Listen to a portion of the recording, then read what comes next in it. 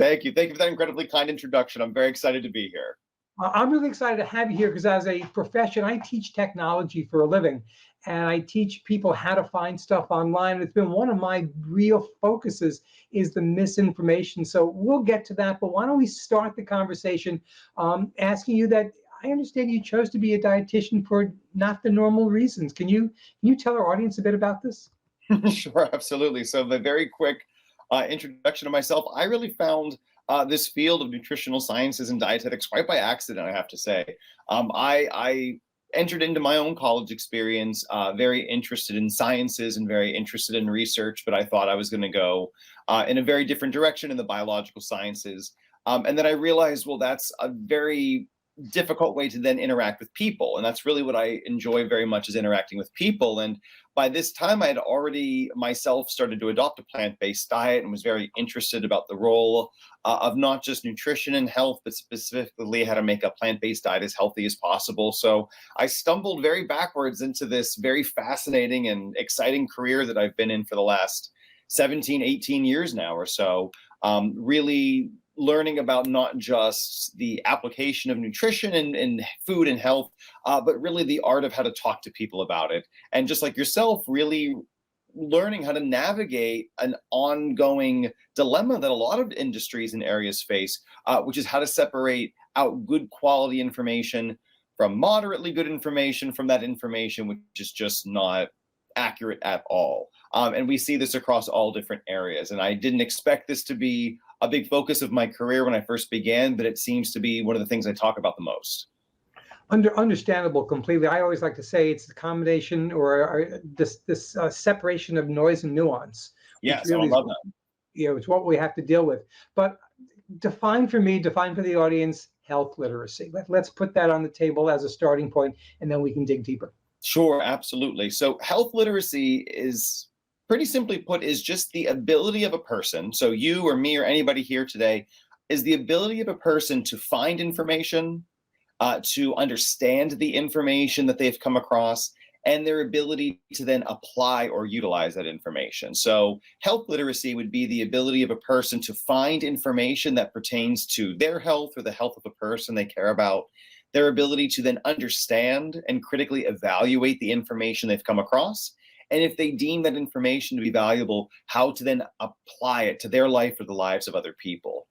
So this then ties into the idea of digital health literacy, which is how we do this in the digital field. One of the things that has changed so much in the last maybe 20 years or so is to put information online in any kind of quality way. You really needed to understand coding, you really needed to understand the internet, you needed to understand technology, which few of us do. And so it was very hard to put information online. It was expensive. So typically only researchers or people that were part of organizations could really afford to do so. Nowadays, for better and for worse, it is incredibly easy to put information online. It's easy to make a website. It's easy to pop on social media and just see what people are posting.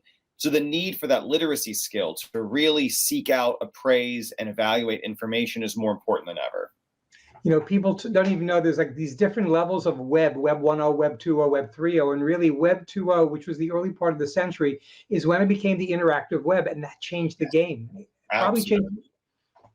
I know more than any of us know. It's hard, I think, for a lot of people who are sometimes referred to as digital natives who have really grown up with this kind of easy access to technology to conceptualize what it was like to not just pull information out immediately from the air, and in some ways that it's liberating to be able to have such great access to information.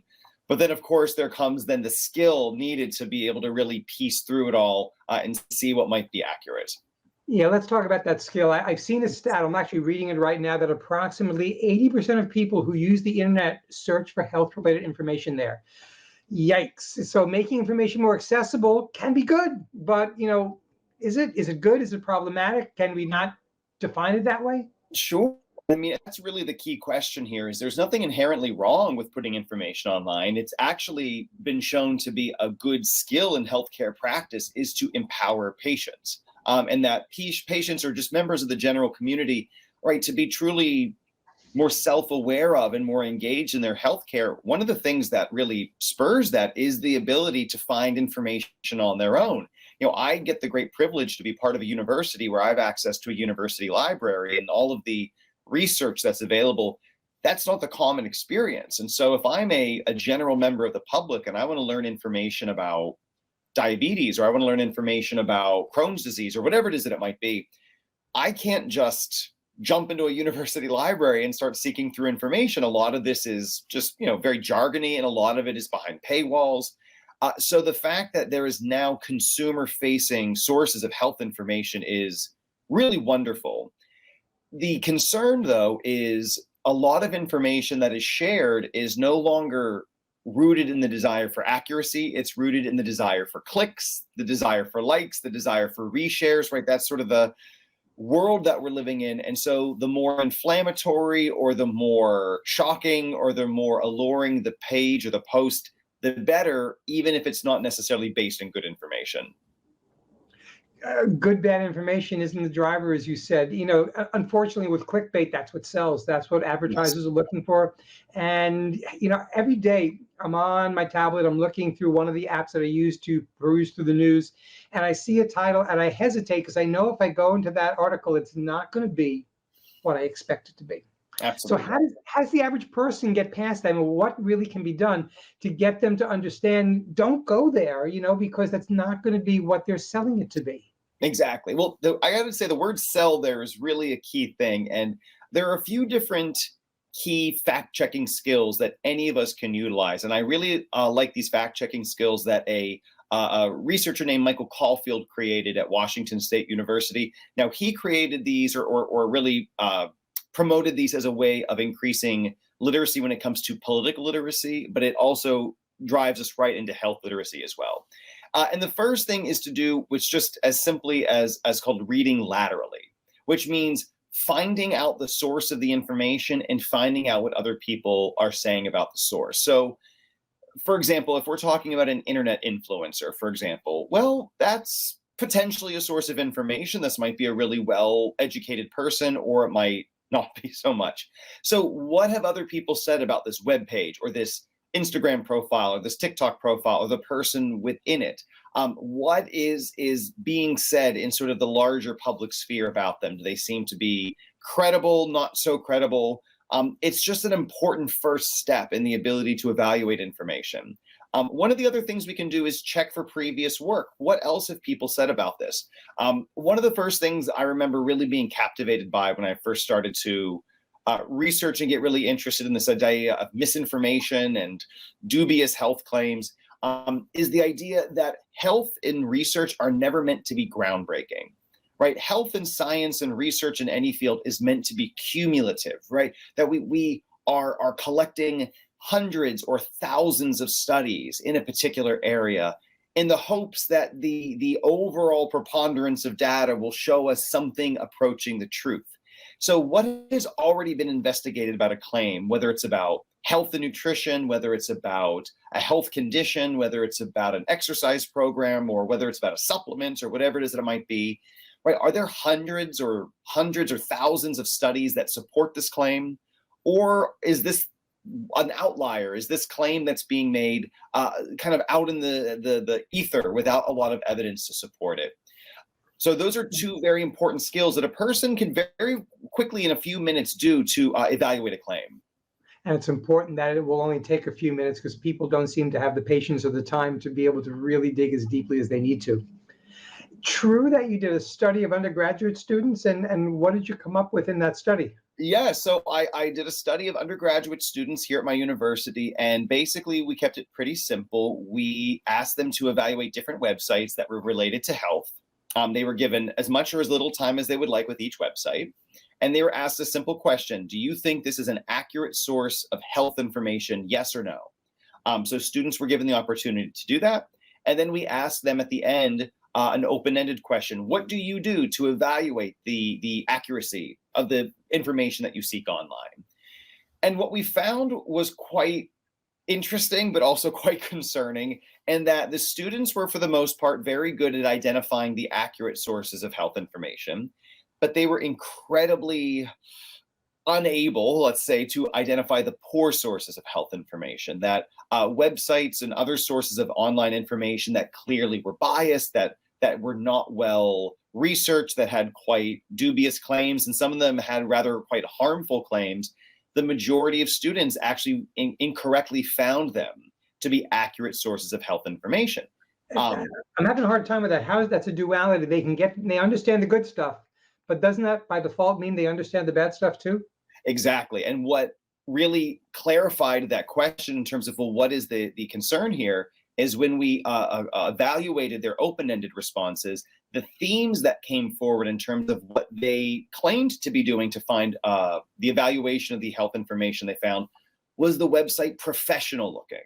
So they sort of had this idea that if a website was very clean and it was very well designed, that it must be more accurate. They claimed that if a website ended in a .org, that made it was more accurate in terms of what's called top-level domain designation. So there again was a time where something like a .org really meant something, but these days a person with a credit card can get a .org website with little to no additional efforts. So there's a bit of an outdated idea in their heads in terms of what they thought. And the other concerning thing that came forward was if it collided with things they'd already believed. So there was some of that confirmation bias that it seemed to be along the lines of what they already assumed to be true. They were more likely to assume this website was accurate as well. That could be one of the biggest things that's out there, the confirmation bias that we all have, that we're not only agreeing with that, but we're looking for that information. It's a nasty, nasty circle that we just keep being dragged down. Yeah, so what do our viewers take away from this? How can they be more conscious? I know you sort of alluded to a few, but go for it. Yeah, so in addition to what was mentioned before in terms of, reading laterally, what are people saying, go to the source, what are some previous work that's been done?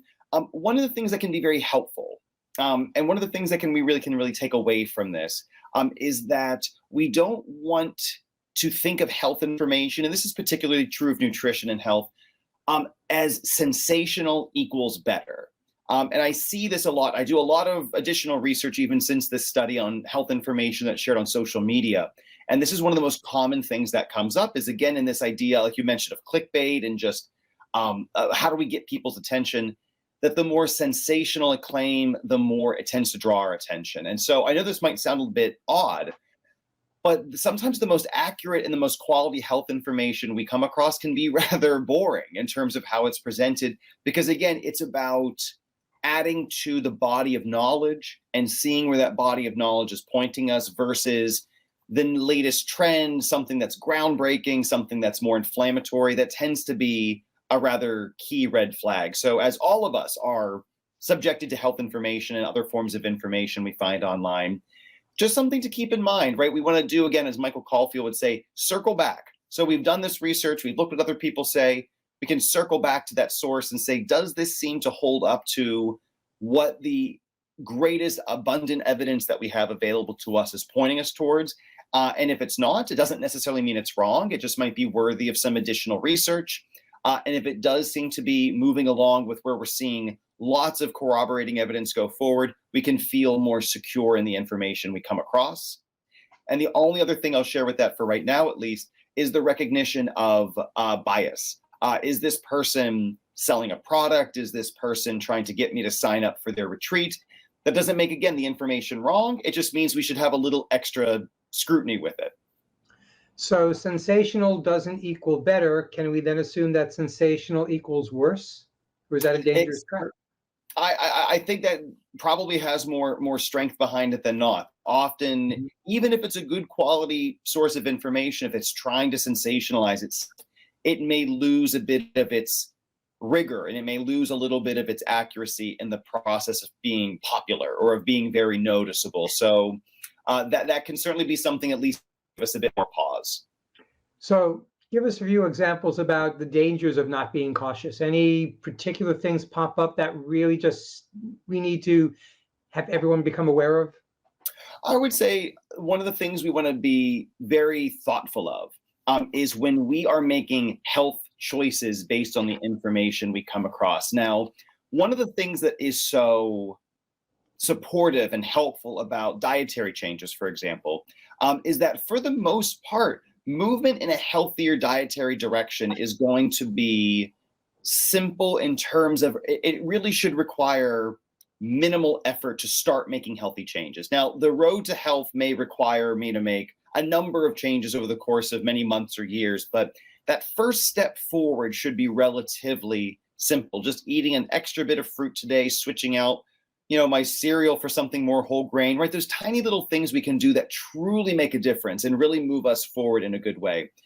But if I am coming across information that says I need to throw out all the medicine in my medicine cabinet, that I need to make 100 changes overnight, that I need, right, the kind of thing that is overwhelming, the kind of thing that is quite, how do I want to say, that is quite intense in its ask of us. Well, that is where a person could start to potentially harm themselves, either by exacerbating a health condition, by potentially harming themselves through some deficiencies that could come up, especially with certain dietary messages that are incredibly restrictive and quite limiting. That is where I think sometimes this message, again, can come across in a harmful way. Because if that sensational message is, if you don't follow my program like this, you will become ill, you will die, right, that can bring up a lot of fear. And we don't tend to then take the time to seek out information and to evaluate that information when we are afraid or when we're panicked. And so we want to focus on things that we can do step by step and evaluate their impact on our own health, as opposed to making so many changes or adopting so many behaviors overnight that they could potentially harm us without us even realizing it. But you mentioned fear, and we know fear sells, so it's a perfect way for them to really get to people and get that emotive reaction. Absolutely. Didn't talk about your plant-based journey, but could I be safe to assume that you looked at the data and figured out it was the right way to go? Well, what was exciting for me at the time was, starting off my education. I as opposed to being a nutrition professional and then starting to eat a more plant-based diet, I came into the beginning stages of my education already curious and already personally following a plant-based diet. And over the last 20 years that I've been personally following a plant-based diet, in the last 18 years that I've been doing so in some form of community or public health or clinical health work. It's been very exciting to see the research continuing to be published that shows that not only is a plant-based diet, not only can it be done healthfully, and it's amazing that we live in a world with the access to technology and the access to different kinds of foods that can help us do so healthfully, but that are so many wonderful lifestyle influences we can have through our food and our diet and exercise and other things that can do more than just help us feel good. They can really make a significant impact on reducing our risk for illness, as well as helping us to manage different illness or disease states better. So it's been very exciting to see over the last 2 decades or so that I myself have been, eating and living in this way, to see so much research, not just being done by plant-based researchers, but just people in health research in general, seeing the benefits of adding more and more plant-based foods to the diet, the benefits of emphasizing more whole versus overly processed foods. It's been very exciting. Sounds like amazing. I know we only have time for a few more questions, but I didn't want to forget to talk about your being steeped into the health and well-being of the LGBTQ plus communities. And can you share what you've been studying there and learning about? Absolutely. So the two major areas that I've been doing work on in this, and I'm actually doing a study on this right now, is the ability of healthcare professionals to work with and understand the different cultural differences of different communities, in this case, members of the LGBTQ plus community. So right now I'm actually doing a study on dietitians to understand their own cultural competency and their own cultural humility, because we see this across many different types of cultural identity, that when people feel that their healthcare professionals see them, understand them, respect them, treat them with dignity, people are more likely to come for visits and checkups and follow-ups and to be honest and to share information. But when patients and community members feel that their professionals are not presenting that kind of cultural competency and respect, they're more likely to step away, which increases the risk of different kinds of health conditions and health risks over time. So that's one big area that I look at. And then the other area is specifically what are some of the unique health needs within the LGBTQ plus community, especially with men, the idea of muscularity and kind of what is sometimes called big orexia, the idea that I'm never big enough, muscular enough, etc. Well, that can lead people to make some rather harmful dietary and lifestyle behavior choices when their goal might move away from health and towards muscularity, towards thinness, towards a type of physical ideal. So some colleagues of mine, actually in Poland and Spain, are currently writing up a manuscript of a study we did on this idea of disordered eating and eating habits in gay men in Spain and Poland, because again, there can be these cultural messages of what attractiveness looks like or what an ideal body looks like that can really influence the kinds of food choices and dietary choices people make.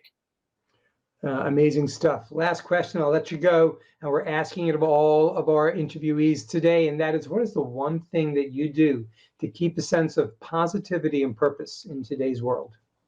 Oh, what a great question. I love that. I would say the reminding myself of actions like this, to be honest, that that community exists, that even in a world of great difficulty right now and stress and all the things that so many of us are experiencing, that as much as our technology, as we've been talking about this last few minutes, can be a bit problematic, it can also bring us together, and it gives us an opportunity to share with people, to communicate with people, to share difficulties and receive support. And that gives me great comfort to know that there are communities out there that are genuinely caring about the people who belong to them. And that's what it's all about. Tech isn't good or bad. It just is. And it's all about the people. Exactly. Anthony, I wish we had another hour to talk. Thank you so much for your time today. We appreciate your coming on the Plantathon, and hope our paths cross really soon. I hope so as well. It's been a pleasure. Thank you.